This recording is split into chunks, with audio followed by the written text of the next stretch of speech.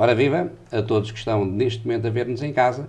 Mais uma vez, o 20 Valores aqui na vossa TVL, um programa do Núcleo para a Criatividade e Desenvolvimento de Competências. Vamos ver um pequeno sumário que temos para o programa 2.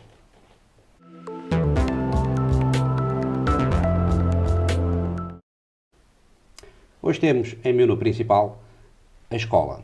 É apenas o prelúdio para avançarmos para a nossa entrevista, o nosso convidado especial de hoje, em Vamos Falar com Dr. José Caselas, diretor do Centro de Formação Contínua de Professores do Concelho de Oeiras.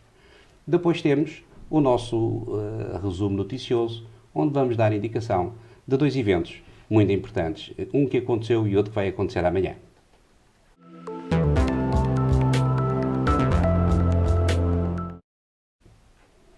Menu principal.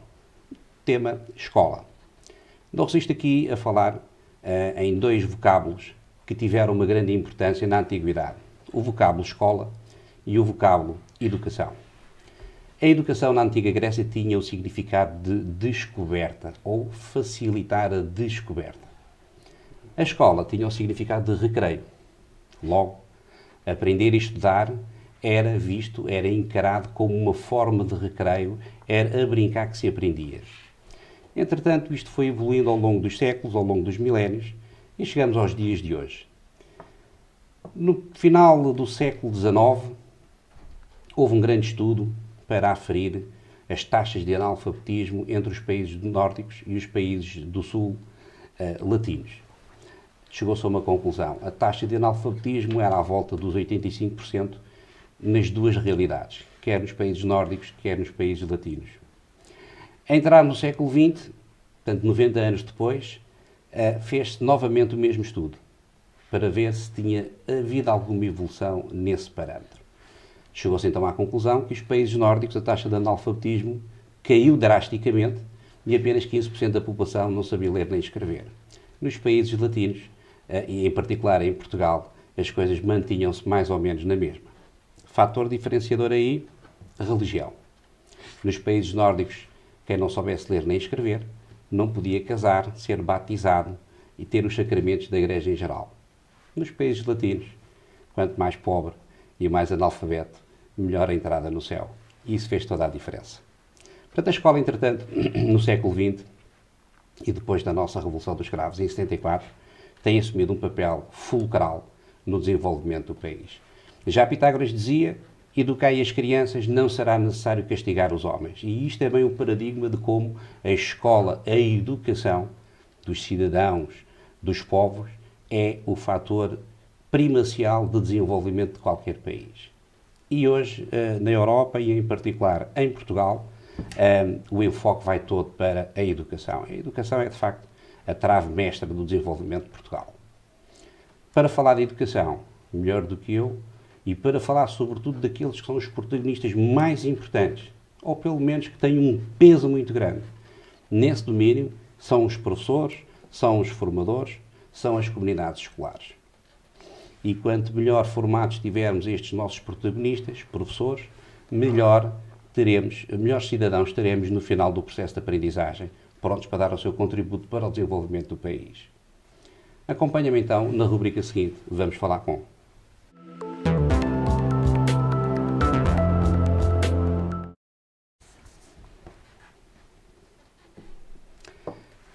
Dr. José Caselas é o nosso convidado especial, é o diretor do Centro de Formação Contínua de Professores do Concelho de Oeiras. É a segunda presença ao nível de centros de formação contínua aqui no nosso 20 Valores, aqui na vossa TVL. Doutor, seja bem-vindo. Muito obrigado por estar aqui. É um privilégio para nós poder tê-lo aqui entre nós para falar um pouco. Gostaria primeiro de me falasse um pouco do Centro de Formação Contínua de Professores de Oeiras e depois vamos evoluir para os vossos objetivos e aquilo que está na linha de ação do vosso centro. Bom, boa tarde. A linha de ação do centro é, no fundo, a linha de ação de todos os centros e toda a formação contínua de professores. O vosso centro abarca quantas escolas? São agrupamentos? 10 agrupamentos e uma escola não agrupada. Em regra, penso que há cerca de 90 e tal centros de formação. e a rede a que pertence o Centro, o CEFECO, ou seja, o Centro de Formação de Oeiras, é uma rede... Chama-se o século? CEFECO, CEFECO. Centro de Formação de Escolas do Concelho de Oeiras. Muito bem. É uma rede de 27. Portanto, o que é que isto significa? Que a formação de professores funciona em centros e funciona em rede, o que é também um trabalho importante ao nível cooperativo entre centros de formação. Não são entidades isoladas e, portanto, tentam reunir vários centros e cada centro enquadra, digamos, um conjunto de escolas. Como eu disse, o meu enquadra 10 agrupamentos, sendo entidades agrupadas ou unidades orgânicas. Têm também elas próprias vários estabelecimentos. No Conselho são 40 e tal, 48, penso. Estamos a falar de formação para professores, que é formação creditada, Sim. que tem bastante importância no percurso, na evolução da carreira dos professores. A formação creditada, porque os centros de formação reportam-se a uma entidade, que é o Conselho Científico de Braga, e, portanto, ele é que acredita ou que dá credibilidade, digamos assim, à formação contínua dos professores. Mas o centro não é só para professores, é para pessoal docente, professores, e também para não docentes. E também funcionários, para não docentes. Muito bem. Administrativos e funcionários, os assistentes operacionais. Os antigos chamavam os contínuos, digamos assim. Portanto, o âmbito do centro é realmente o âmbito fundamental é de professores, não é? E, portanto, é uma formação contínua de professores. Essa formação de professores baseia-se no princípio, digamos, os princípios basilares é a melhoria da qualidade do ensino, sem dúvida nenhuma. Aliás, em termos de formação, o professor tinha direito, digamos assim, à formação e continua a ter direito à formação, embora em moldes diferentes que eu depois poderei dizer que sofreu uma pequena nuance, nomeadamente em termos financeiros. Agora, se me pergunta qual é, no fundo, o grande objetivo, é a melhoria do ensino e a eficácia e a qualidade das aprendizagens. Agora, essa formação hoje faz-se em moldes um bocadinho diferentes do que antigamente, uma vez que não há verba disponível ao nível dos agrupamentos, ou há muito pouca verba, para suportar essa formação. E, portanto, muitas vezes o professor tem que pagar a sua própria formação. Ou seja, tem influência, como perguntou, no desenvolvimento da carreira e na progressão, mas muitas vezes, e tem que ser muitas vezes, suportada pelo próprio. Portanto, digamos que a entidade tutelar, que neste caso seria qualquer coisa como a Direção-Geral Escolar, qualquer coisa do género, não tem verbas para estes centros? A entidade é o Ministério, digamos, e, portanto, o Ministério, neste momento, as escolas, os agrupamentos dispõem de dois tipos de orçamento. O orçamento de Estado e o orçamento privativo, que é obtido por receitas próprias da escola, etc. E o orçamento de Estado é que deveria contemplar uma rubrica disponível para a formação. Isso tem vindo a ser reduzido, não é? Há ou não há assim tanto como deveria existir. E, de facto, o professor tem que recorrer muitas vezes à formação que se chama autofinanciada, ou seja, o professor está interessado numa certa formação e tem que ser do seu bolso, tem que pagá-la do seu bolso. E, portanto, isso constituirá uma receita própria do centro de formação, não é? As verbas que os professores avançam para poderem ter esta formação? Os centros, sim. Isso é um outro fator que enfraquece um pouco a solidez que o centro de formação deveria ter.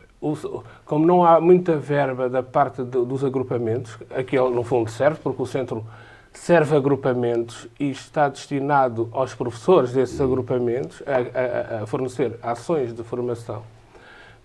Essa verba, como é escassa, como eu disse, tem que ser um pouco com recurso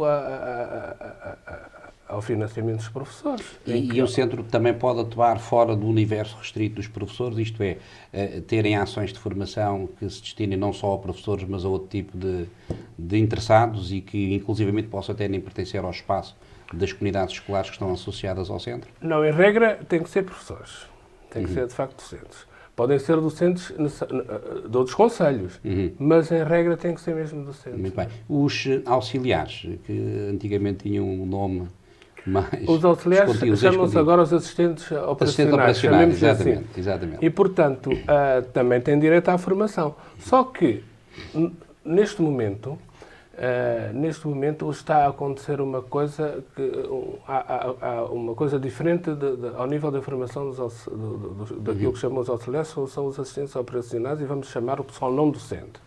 O pessoal não docente está, por via de uma descentralização de poderes do Ministério para as autarquias, está entregue, digamos assim, ou é tutelado, se quiser, pelos municípios, pelas câmaras municipais. É verdade. E, portanto, essa formação está a cargo dos municípios. Muito bem, já percebi. Portanto, houve uma contratualização do pessoal dos recursos humanos não docentes e com alguns municípios, aqueles que aderiram a essa contratualização, e, portanto, serão esses que firmaram esses contratos, contratos de programas, talvez. Chama-se contrato interadministrativo, mas basicamente é uma delegação de competências do Ministério nas autarquias para a autarquia e, digamos, para superintender. E aí está, nesse pacote está inserido também a obrigação de dar a formação ao pessoal não docente. Não docente, ao pessoal não docente. Sim. Muito bem. Bem, essa nova ideia, não é uma ideia, já tem corpo legislativo, é uma experiência piloto daquilo que se chama a municipalização da escola. Agora, com a mudança de protagonistas ao nível governamental, pode ser até que morra na praia, não é? Não sei dizer, talvez não, até porque creio que relativamente à hipótese desta descentralização, digamos, não meramente administrativa, mas também de intervenção quase pedagógica. Não, porque num primeiro momento estava até previsto que se estendesse aos próprios docentes, mas os docentes ficaram, digamos assim, a ação sobre os docentes ficou fora desse contrato.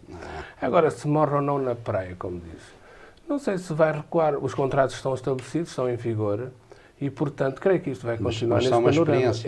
Não, já está estabelecido, por exemplo, em Oeiras. Sim, Oeiras é um deles. Exatamente, Oeiras é um dos estrelos. Sim, mas já está estabelecido. Não sei se isso vai recuar.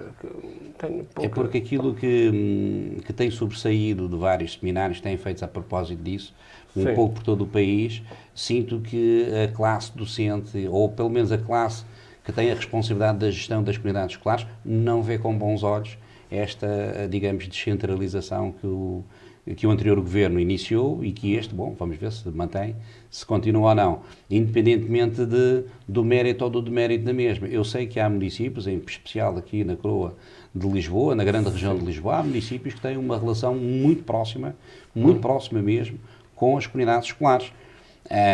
Mas outros não. Há outros pontos. O município sempre teve uma relação com a comunidade escolar, sobretudo ao nível de escolas de primeiro ciclo, portanto, jardins de infância. Okay. Agora, a ideia é estender, e está perfeitamente expandido para as escolas secundárias.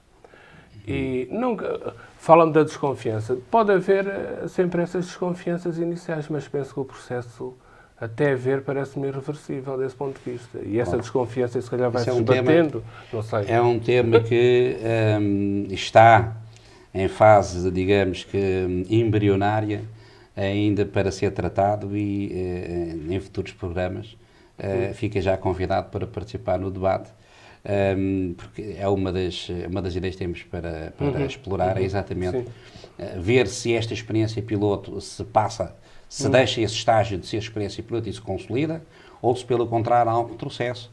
Seja como for, é importante saber o que é que a classe docente pensa disso, o que é que os municípios disso pensam também.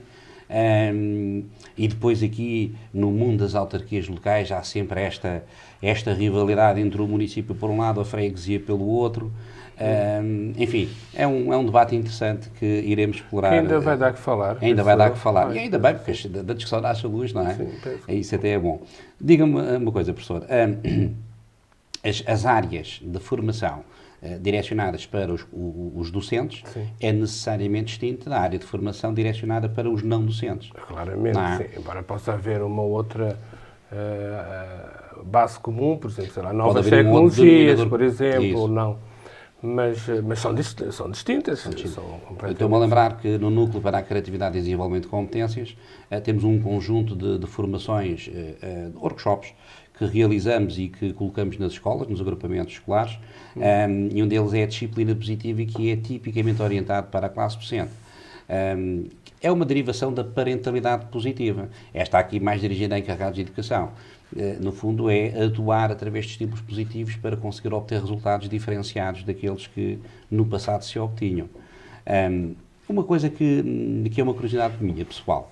Formação, temos a formação para docentes, temos formação para não docentes e para quem tem responsabilidades de gestão nas comunidades escolares. Isto é, As direções? As direções. Também há formação para direções. Específica para direções. Agora, a direção, as direções da escola, nomeadamente o diretor, tem uma formação ao abrigo de um despacho de um decreto-lei, o 137, obriga agora necessariamente a figura do diretor a ter formação em administração escolar. Cursos ao nível de um curso especializado. Os centros de formação não oferecem isso. Podem oferecer formação, objetivamente, também para a direção.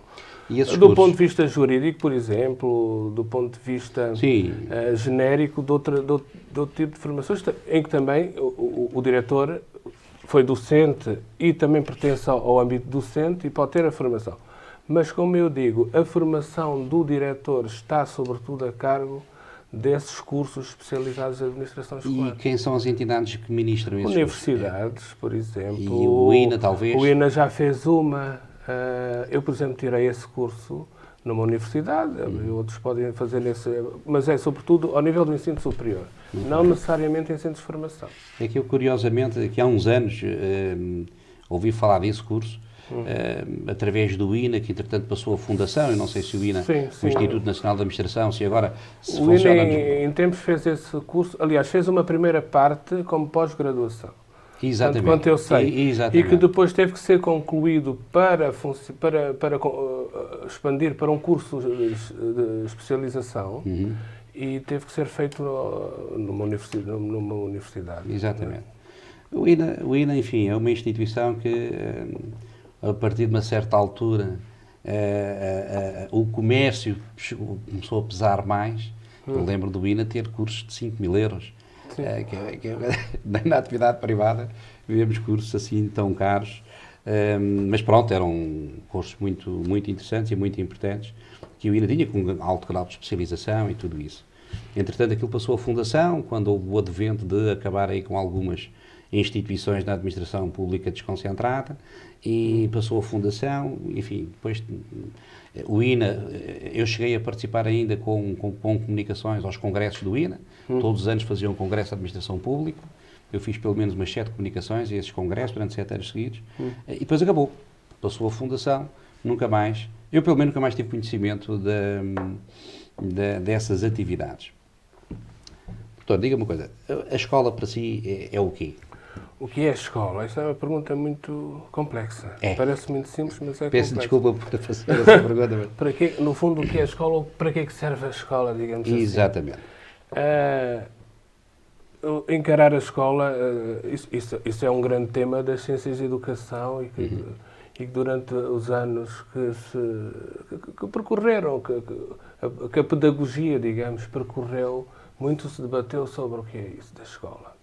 Ou para que serve a escola? Eu diria que há várias concepções de escola. E a concepção de escola foi evoluindo. Neste momento, se quiser uma resposta, uma opinião minha, a escola tornou-se refém, digamos assim, de uma concepção mais liberal, ou neoliberal. Em que aspecto? A escola está muito conotada agora com a questão do mercado, digamos assim. O que me parece às vezes bastante exagerado. E até a universidade está um bocado ligada a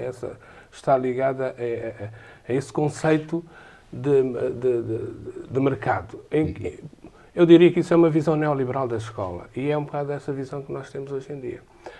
Agora, a escola, o que é, o que é que deve ser a escola? Uma coisa é o que ela é, o que é que ela deve ser? Ela deve ser um local de aprendizagem. A escola tem que ser um local de aprendizagem. E onde se gosta de estar. E, portanto, daí que o professor, que é, como disse no início, um dos elementos, pelo menos, chave dessa aprendizagem, o professor precisa de investir em si próprio. E investir em si próprio é investir na sua formação.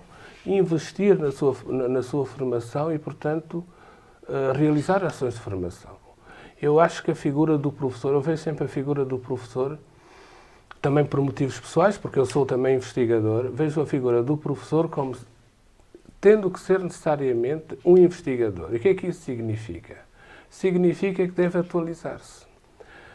Como outras profissões o fazem. O médico, não há nenhum médico que aplique conhecimento, um médico idoso que aplique conhecimentos dos anos 70. Exatamente. O médico passa uma grande parte da sua carreira em seminários, em congressos, em atualização, em cursos. E o professor tem que ser o mesmo. Se me permite uma chega, o nosso primeiro prémio Nobel foi o Dr. Egas Muniz, um distinto médico, investigador, e aquilo que lhe deu o prémio Nobel, portanto, o trabalho que foi premiado do Dr. Egas Muniz era a lobotomia frontal, que hoje é considerada uma espécie de tortura. Portanto, está hoje já não existe, tão desatualizado. Até por isso tentaram retirar, há um movimento para lhe retirar o prémio Nobel por causa disso. Mas são circunstâncias, isso também são circunstâncias da época. Claro. Porque repare, isso... O conhecimento da época, o conhecimento atual da época... Naturalmente, que um psiquiatra, por exemplo, que queira... que venha com a teoria da lobotomia é capaz não tem grande futuro, digamos. É capaz de não ter grande empregabilidade. Embora devo dizer-lhe que o Egas Muniz é preciso introduzir aqui uma espécie de precisão. O Egas Muniz não inventou a lobotomia, mas uma outra coisa anterior, um antepassado da lobotomia, que foi a leucotomia em macacos, que depois é que foi aplicada por um psiquiatra, um psiquiatra da altura, que teve um enorme êxito e que depois caiu em desgraça total. Ora, a psiquiatria hoje realmente, à semelhança até de um professor, tem que atualizar-se. Exatamente. Tem que atualizar-se, a ideia é essa. Esse é um bom exemplo. E deixe-me também dar-lhe uma nota. Há uma outra invenção de Egas Muniz que hoje em dia é muitíssimo utilizada e ninguém fala nela, que é aquelas radiografias que as grávidas fazem, como é que se chama isso? Está-me a falhar o tempo. Agora é a ecografia. Ecografia. Pronto. Isso se ele tivesse sido premiado por isso, ainda hoje era celebrizado. Não, mas continuamos a celebrizá-lo porque, enfim, foi um homem muito importante no campo dele, não só para Portugal como para o mundo. E, além disso, foi o primeiro prémio Nobel. Pronto, já é alguma coisa. Agora tivemos um segundo com Saramago, estamos à espera de um terceiro. Quiçá o doutor António Damasio. O Damásio. Provavelmente já poderia ter esse prémio, dada a sua enorme projeção, não é? Sim. Olha, precisou de um antigo filósofo para se afirmar. Spinoza. Exatamente. Mas pronto, é assim. E também precisou de se afirmar contra um outro, que é o Descartes, não é? Exatamente. Mas pronto, em todo o caso, não sendo propriamente um investigador, é um investigador português.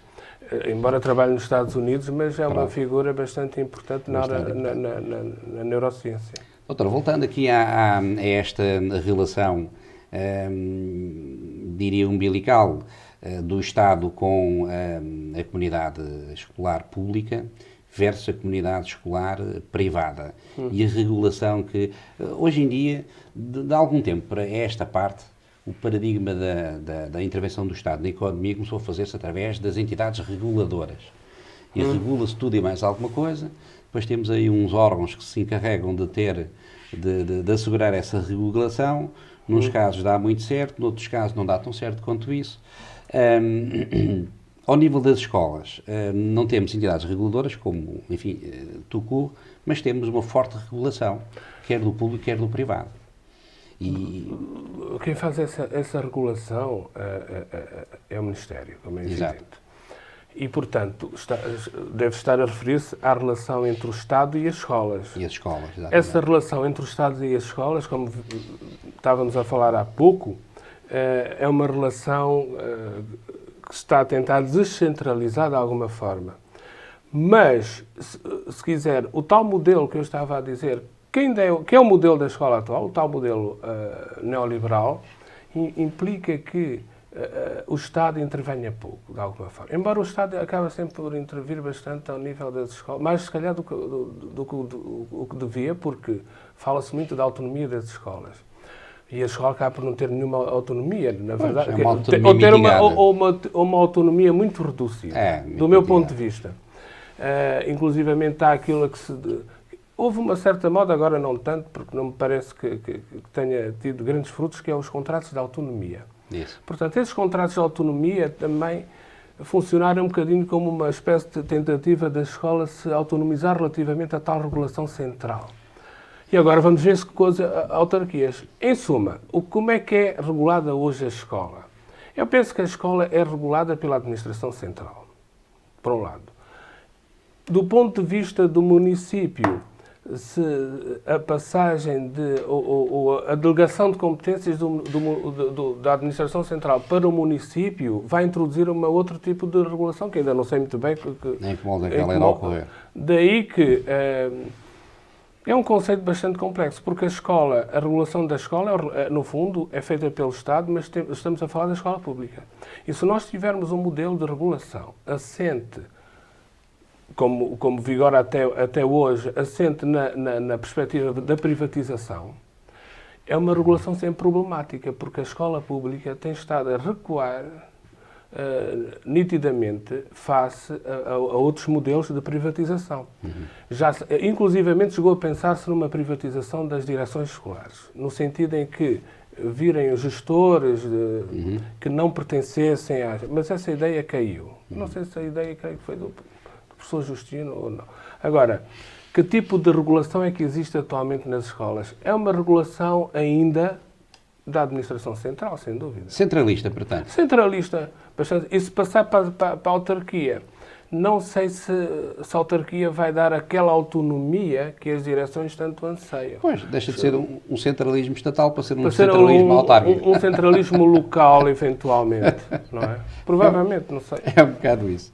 E a autonomia, estava a falar de autonomia, estava-me a lembrar, no mundo do poder local, um dos parâmetros que se utiliza para se aferir do grau de autonomia que os poderes locais têm, um pouco por toda a Europa, é precisamente o fator financeiro. Se o envelope financeiro for pequeno, não há autonomia.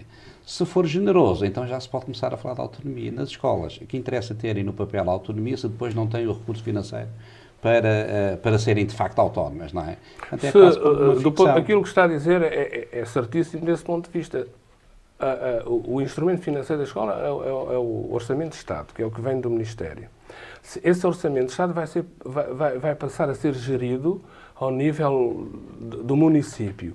Portanto, a escola perde, digamos assim, isso do meu ponto de vista, vamos ver como é que as coisas evoluem, perde um tutor, digamos, do seu orçamento e ganha outro, também vai tutelar ou não o seu orçamento. Exatamente. Doutor, a avaliação externa é feita? A avaliação externa são os exames, não é? E, portanto, agora está muito na moda a questão dos exames. Está muito na moda. O que é que se passa com os exames? A avaliação externa, sendo os exames... Agora fala-se muito do exame, voltou um bocadinho... É um regresso ao passado. Não sei se é o regresso ao passado, quer dizer, houve um ministro, o Crato, que reabilitou os exames, o exame do quarto ano, não é? Se calhar com alguma nostalgia pessoal ou não sei dizer, mas reabilitou e que foi agora retirado. E, portanto, aliás, ele introduziu o exame do quarto e do sexto ano, no final, porque já existia o do nono e os exames finais no 12º ano. Embora também haja algumas disciplinas alvo de exame no 11º. O que é que se passa com os exames? E porquê retirar este exame do quarto ano? Que está agora a gerar muita polémica e que o PS aceita bem esta retirada do exame do quarto e não sei se vai avançar ou não para a retirada do exame do sexto. E, portanto, se passar para o nono, como pretende, por exemplo, o Bloco de Esquerda, deixa o ensino básico ter exames, não é? E, portanto, é uma problemática a questão do exame. A pergunta que se tem que fazer sobre os exames é muito simples. É sabermos se o exame ou a avaliação externa enquanto exames melhora ou não as aprendizagens. Esses estudos não foram... Quando foi introduzido o exame pelo CRATO do quarto ano, não fizeram esse estudo. Então, e introduziram sem ter uma base? Aliás, penso que nunca foi feito nenhum estudo da eficácia ou não desse exame, pelo menos. Ok. Se o exame do os chamados exames nacionais têm alguma eficácia ou não têm eficácia, é uma questão igualmente polémica. Mas, ao nível do quarto e do sexto, creio que não foi retirado nenhum benefício direto, penso eu, dessa introdução, dessa reintrodução, que já existia no chamado exame da quarta classe e que, portanto, agora também retira. O que se pode pensar é o seguinte: há exames, introduzem-se exames, retiram-se exames, qual é o estudo que está por trás disso? Claro. Nenhum. Eu penso que não há nenhum. No exame do 12º já há bastantes estudos internacionais que apontam para alguma positividade, digamos, nas aprendizagens, embora também haja aspectos negativos.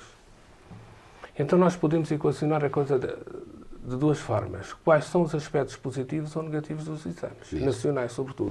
Eu, ao nível do básico, sinceramente, do ponto de vista pessoal, não vejo assim um grande impacto positivo. Até porque o exame da quarta classe, o antigo exame da quarta classe passou a ser o exame do quarto ano, era feito, mas para se reintroduzir um exame desses, tinha que se preparar vários estudos.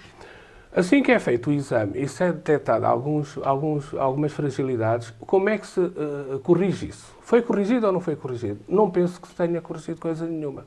Faz-se o exame, há uma seleção e andou para a frente. E o aluno avança para o sexto ano para ter outro exame e não é corrigido as falhas do sistema. Portanto, as falhas acompanham no percurso. As falhas permanecem. O 12º é outro aspecto, como eu disse, mas há um exame do quarto ano. As falhas são corrigidas, podemos pensar assim. Foram corrigidas as falhas? Foi feito algum estudo? Não há nenhum estudo sobre isso. É só introduzir o exame pelo exame e depois ver e avançar para outro exame. Mas é necessário ver até que ponto é que, como eu perguntava, se há eficácia desse exame, se há resultado ao nível das aprendizagens. Claro.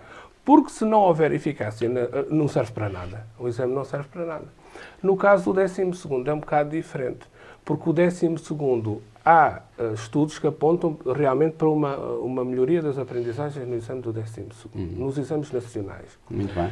Mas também há aspectos negativos. A melhoria das aprendizagens no exame do 12º é no sentido, por exemplo, de cumprimento de programas.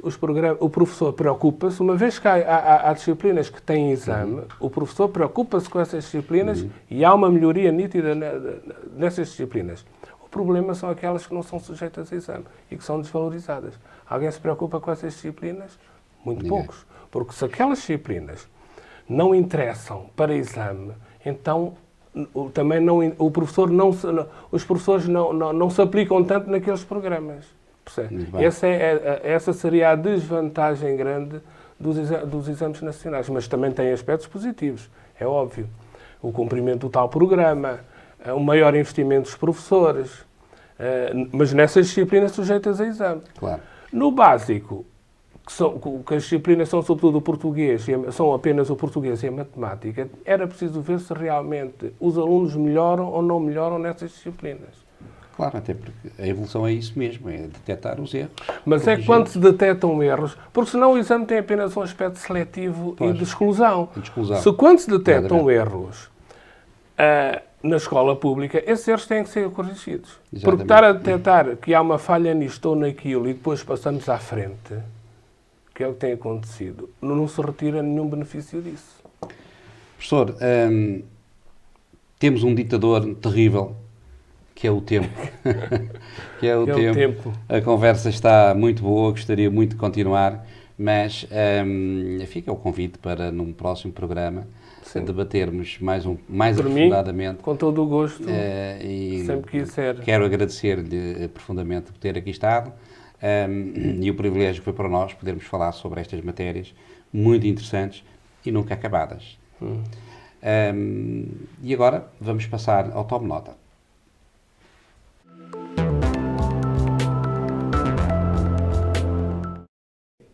E agora ao Tome Nota, para dar nota de um ciclo de conferências que aconteceu no passado dia 21 de novembro, na Escola Secundária de Dom Dinis, em Lisboa, onde funciona o Centro António Sérgio. O Dr. Joaquim Melo é o mentor deste ciclo de conferências, com uma primeira apresentação sobre o Holocausto, um tema que convém não esquecer nos dias de hoje. Neste primeiro evento sobre o Holocausto, alguns intervenientes vieram dar uma visão das matizes religiosas que estiveram na base deste terrível acontecimento da humanidade do passado século XX.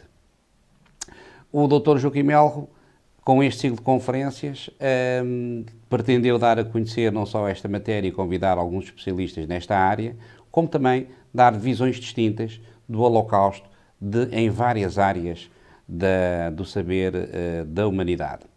Este primeiro ciclo, que foi muito concorrido, casa cheia, um parabéns aqui para o Dr. Joaquim Melo com esta brilhante iniciativa e para o seu Centro de Formação Contínua de Professores, que mostra uma proatividade e uma agilidade bastante impressionante no que diz respeito à formação de professores.